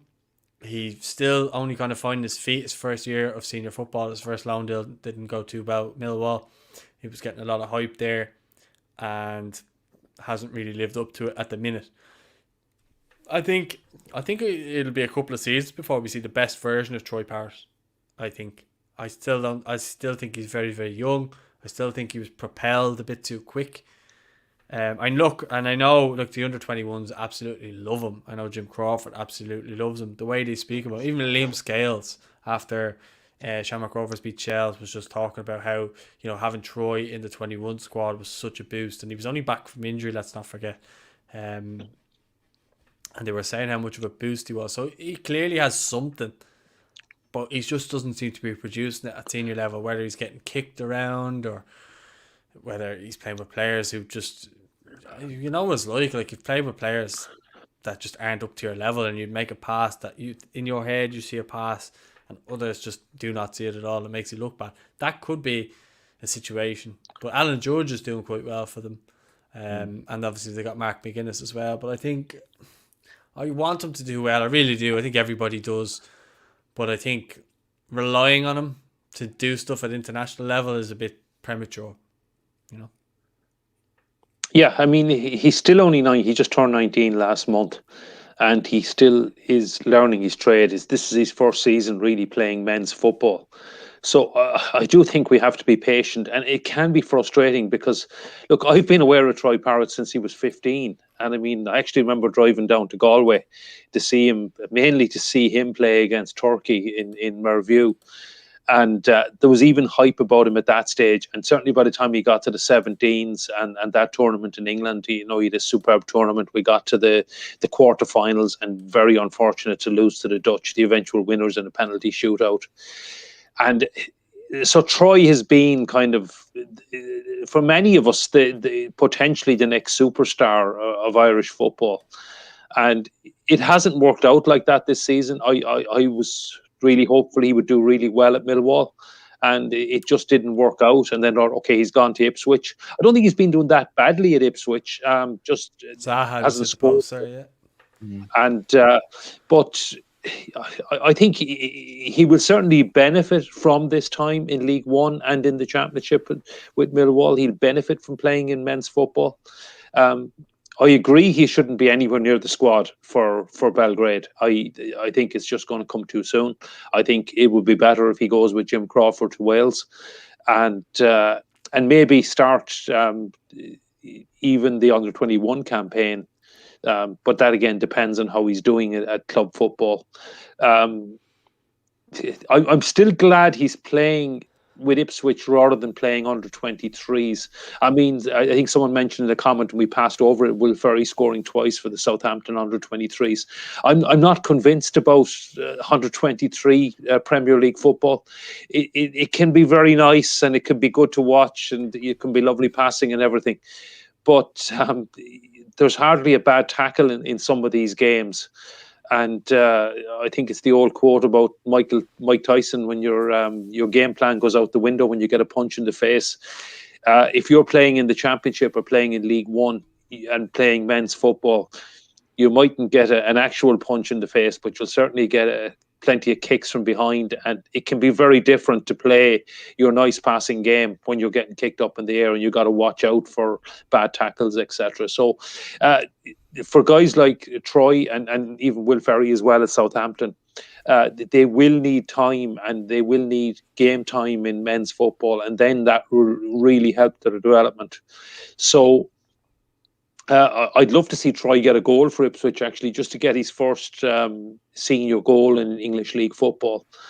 And but it is good he's getting game time, even if he's starting, coming off after an hour, coming on for the last half an hour. It's still a decent standard. I see Ipswich have got a little bit of form lately, picked up a win or two when they had been on a bad run. It might be too much to expect them to make the playoffs now, but they're not too far off it. But yeah, we still have hopes that Troy could be the next superstar, but maybe even this campaign, this World Cup campaign, may come too soon, and we might see the best of him in the qualifiers for Euro 2024. Yeah, just David Walsh says, I agree with you, Paul, about players around him. He's getting in great positions and not getting the ball from teammates. Think the year in League One will toughen him up. I think that's what I'm saying, is that, I just think maybe in terms of his football intelligence, he could be a yard or two ahead of a couple of players around him. I don't know, but Paul, what are your thoughts on him anyway? I've always thought that he's better off playing with the 21s rather than the senior team for the next while anyway. Obviously, if he's doing well, he should be in the squad maybe. But even the game he played against New Zealand, listen, he done well, but I don't know how I really felt about that, to be honest. The likes of Sean Maguire and all there as well. I know he did score when he came on as well. I think it's good that he's at Ipswich. I always think League One is a good, particularly this year, it seems like it's a very good standard, and a lot of the Irish lads are doing well in that league. And as Gary did say as well, there's barely a bad tackle in the under-23s game. So why not go off and play in League One, where it's more realistic? You're playing against lads who are playing their trade at this level for a long time, and it's good experience. So why not? I think it's good for him, and he seems to be starting a lot as well. So keep at it, and I'm sure with the likes of Alan Judge there as well and a couple of the other Irish lads, it's only good for him. Yeah.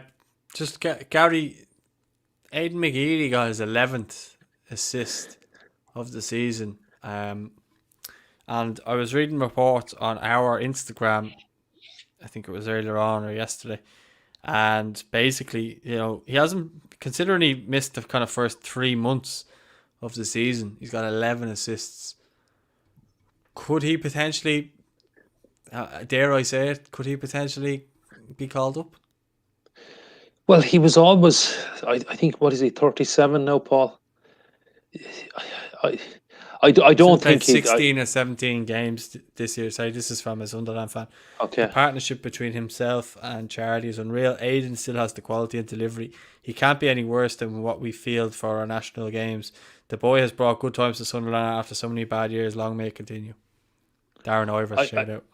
Yeah, I mean, he is a super talent. If ever, he's probably one that just didn't quite deliver it. I mean, he's still able to. I mean, Charlie White, I think, is a big centre forward, banging the goals in for Sunderland. They're in with a shout now for automatic promotion, having been outside the playoffs for a lot of the season.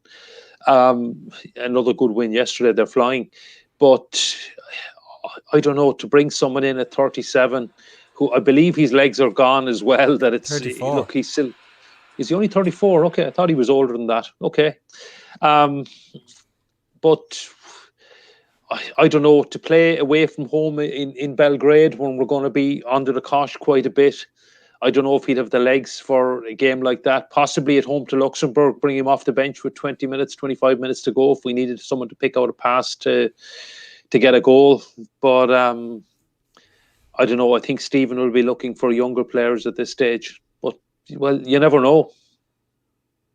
Yeah, a couple of people are saying we're clutching at straws with McGeady. I'm just saying, a lot of people are making a fuss about him. Personally, I wouldn't have him in there. I just think he's past the sell-by date in that regard. It's good to see him doing well for Sunderland, and hopefully he can help them get up the league. But yeah, but I do think 11 assists in 16 or 17 games is a serious. What's the word I'm looking for? Contribution is the word I'm looking for. I think it's a serious contribution. Regardless of whatever your league you're playing in, if you're kind of in that sort of form, you feel like you're probably everything you touch turns to gold types, or goal, if you like, if you want to be funny about it. So yeah, that's the reason I said it. I'm not saying it to try and bait people in to have an argument about it. I actually just genuinely think that he could possibly be an option. I think there's a couple of players there that could be an option, considering the way the squad is at the minute. If he brought in Daryl Horgan, I don't see why he couldn't bring in Aidan McGeady. Yeah, and I actually agree with you on that. If people are calling for other lads from League One to come in, why not bring in McGeady from League One if he wanted to? It's the same level. He's doing as well as some of the other lads. I mean, you've made a good point there. I wouldn't either, but if he's in form, why not? Yeah, there's a lot of people that are saying pick Scully and stuff like goal if he's not offside. They're checking for offside. Yeah, it looks like he's onside. It's Great Harry goal, Kane. Great bit of play, but that's 4-1 to Spurs if it's given. Gary will be able to confirm to us soon. Matt Doherty looks like he's enjoying himself there, big smile on his face. Maybe this could be a turning point for him. As you said, Paul, they've got games there. That was a real FIFA-like ball by Lamella there. It was cool. God, it's a really tight decision. They're getting the lines out here. His arms behind Son's. I think level seems to be gone these days. They never say level anymore. It's always going down to the millimeters. I mean, if you look at the Timo Werner goal, there was the Timo Werner goal that was disallowed at Anfield. I mean, was gutted for him. So I was gutted for him because it was a great finish, actually. Yeah, I mean. Jesus. To be fair to Werner, the last while he's been putting in a lot of effort for them as well, and I think Chelsea's a goal. It's a goal. 4-1. Yeah, 4-1 Spurs. Sorry, we were saying there. A lot of people calling for the younger lads, the likes of your Anthony Scully's to be called up and stuff like that. But look, he's been called up. Ronan Curtis, he got called up. He was scoring and assisting goals for Pompey, so. I wouldn't rule it out, but I wouldn't be hanging my hat on him either. I think people in the comments there are getting a little bit carried away about us talking about and thinking that we're calling for them. Just saying it is a talking point because he's in form. Yeah, definitely. I agree. And I mean, if you think about it, if you have a big man like James Collins up there and McGeady swinging it in, if he's doing it at the same level he is at the minute with Charlie White, could work, particularly against, Luxembourg, even in the friendly against Qatar. But again, it's just a point. Maybe a man Charlie White could play for Ireland. Yeah. Sure he wouldn't mind. For a granny, It's gas like when Gibraltar first came into it and you've seen all these boys in League Two in the conference I'll play for them. I'll play international football, no bother. I mean, I'd probably be the same realistically if I had a relative, Obviously, I'd want to play for Ireland. But if I was playing at that low level and I got an opportunity to come up against the likes of, Ronaldo and stuff like that, it's not great getting hammered every week, but it's still an experience, Yeah, it would be the highlight of your footballing career. I mean, if you are playing down in League Two or playing in the conference, as you say, to be playing for the likes of Gibraltar, and you do get to play against, depending on the draws, the top players in the world. So, yeah. Well, I think anyone would jump at it.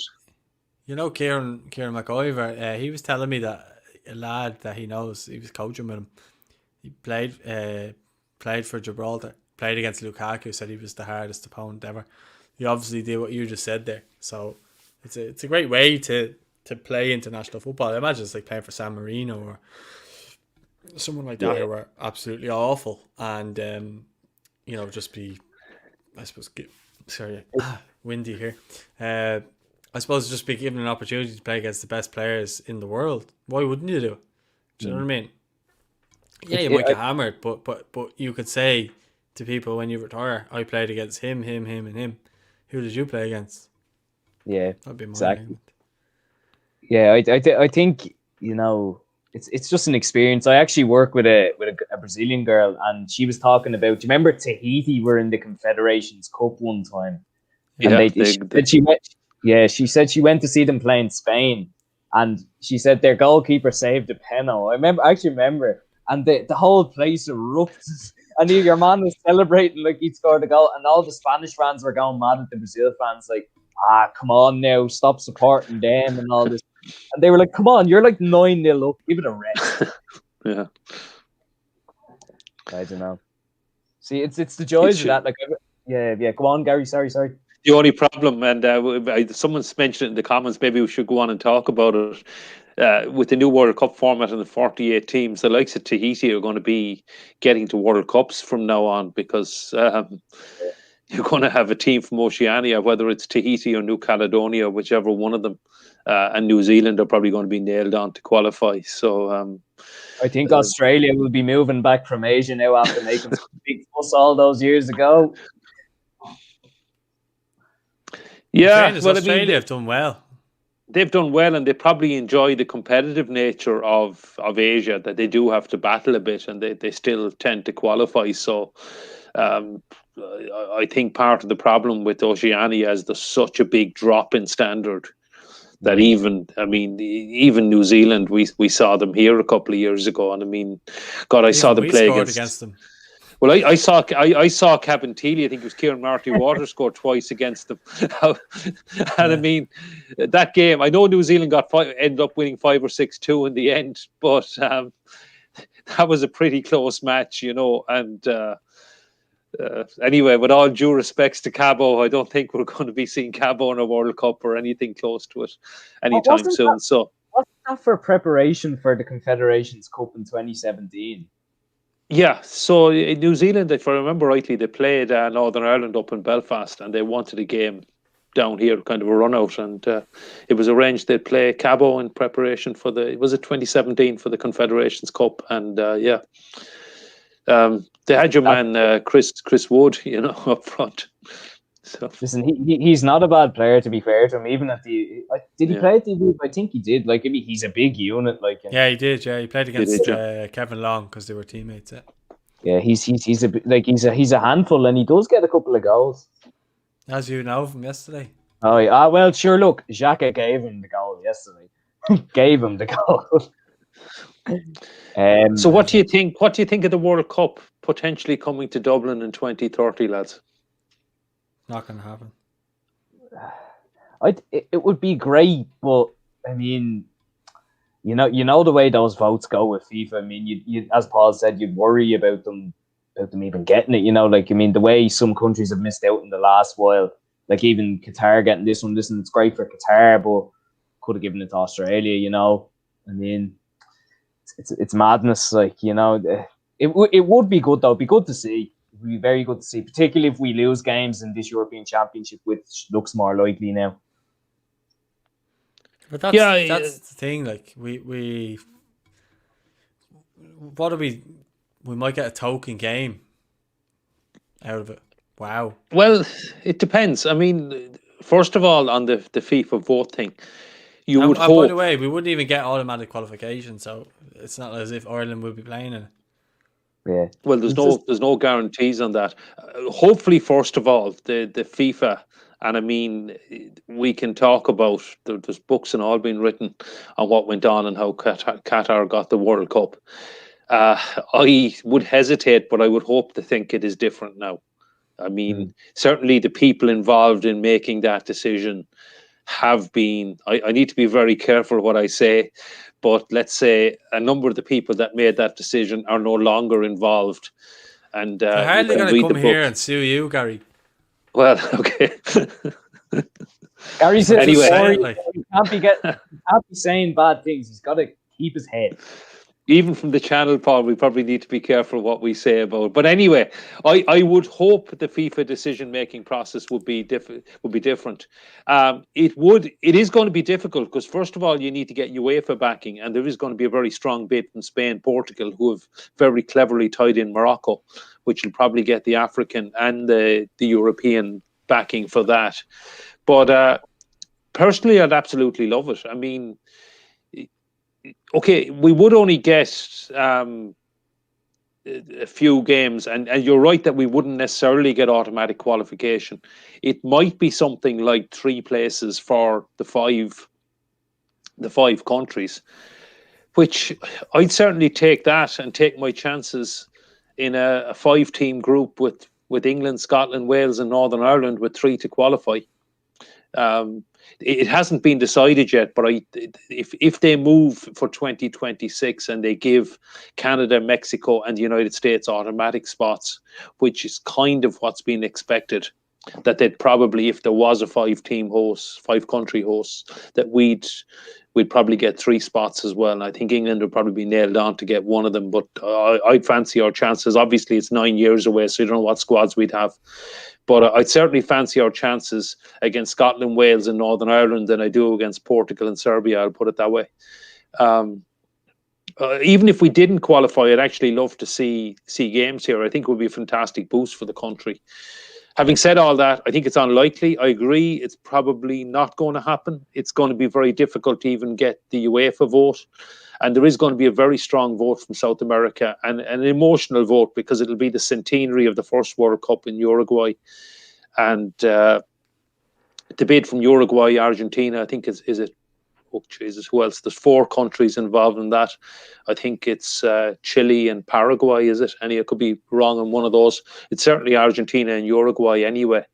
And the centenary of that, they met in the first final. It probably should, if I'm thinking from a football perspective, it probably should go to South America.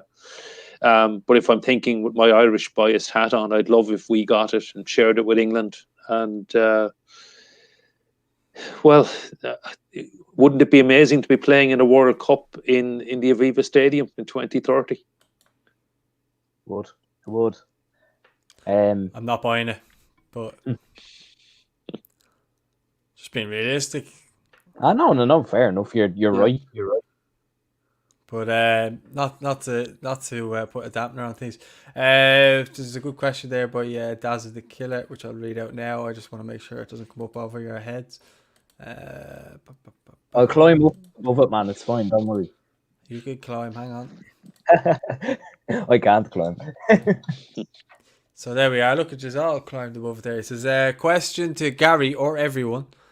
Would you rather Red Bull take over your club, for example, Shells equals Red Bull Dublin, so you get a new stadium cash flow come in, income I think he means, and more to stay the same and keep your, or stay the same, sorry, and keep your identity? I would rather keep my identity, to be honest. Yeah, it's I don't know, it's a tough one. I mean, if you're saying that, if you're saying there, I mean, you'd still be okay. I mean, come from Limerick, and it's a one club city, even though it's we now have a new club in Treaty United. But I think myself and nearly all 90% plus of the fans will end up supporting Treaty United.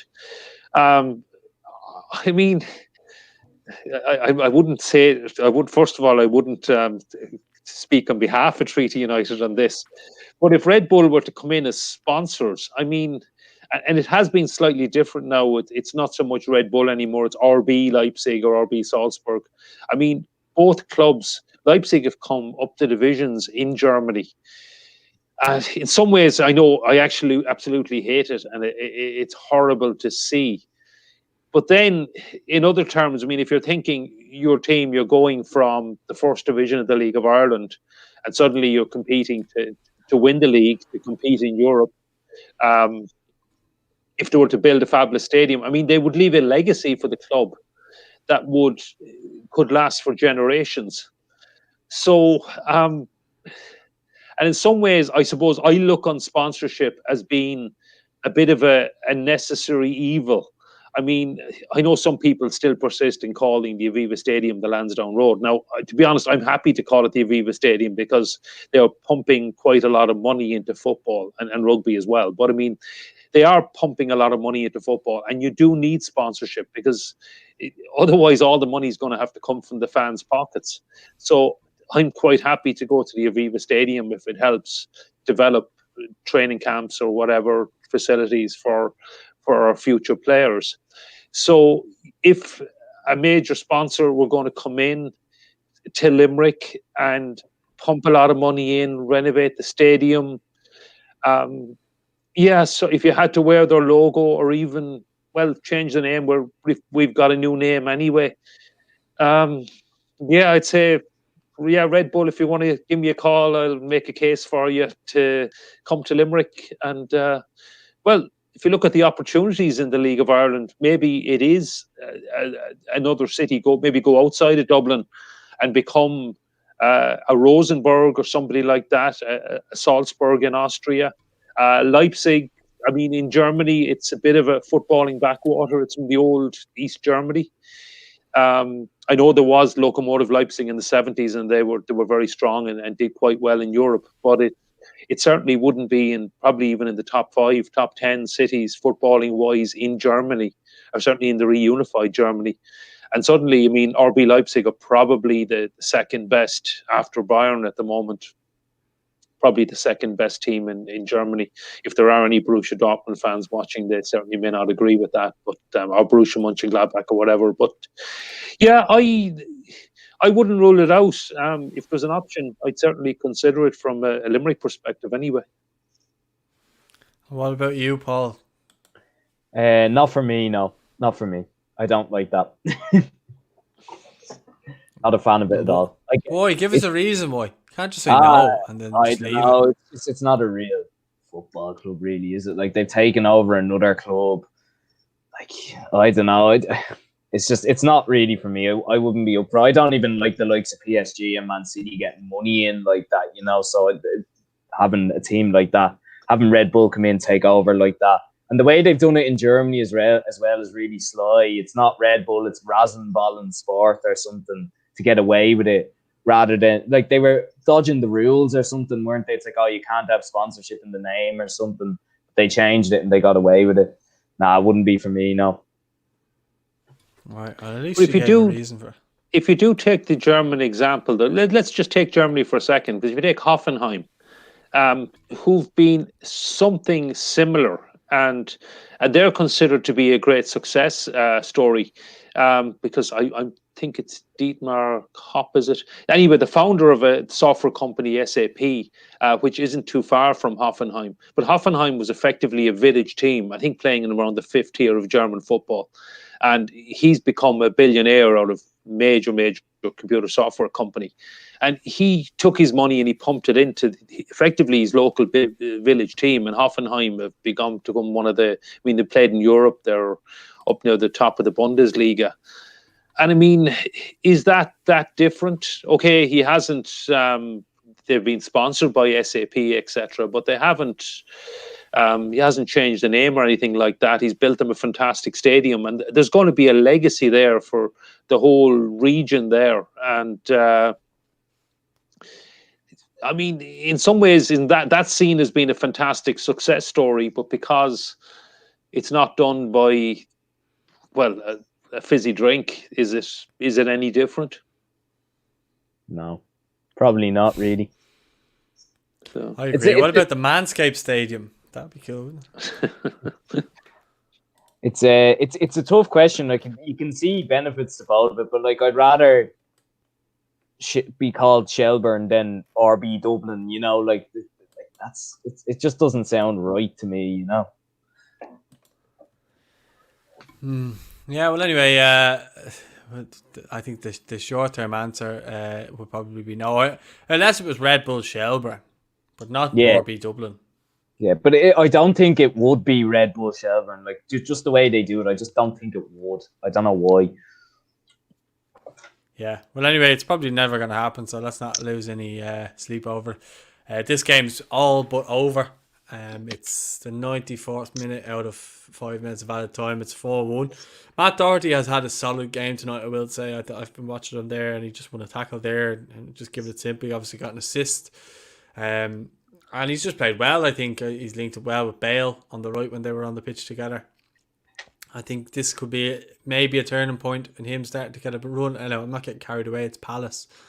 They haven't been great this season, but look, it's a start, you know, for him, and it's something that we need, is him getting some regular game time ahead of the qualifiers, because obviously he's one of our bigger players, whether you want to say that or not. The test will be if he starts against Arsenal next week. That'll be Jose's best 11. True. But still, we spoke about Randolph getting minutes there recently. It'll be vital now for obviously Doherty and the likes to start getting minutes and stuff like that. But the game's over there. It's finished 4-1. And Harry Kane with 2 goals and 2 assists. Gareth Bale with the other 2 goals.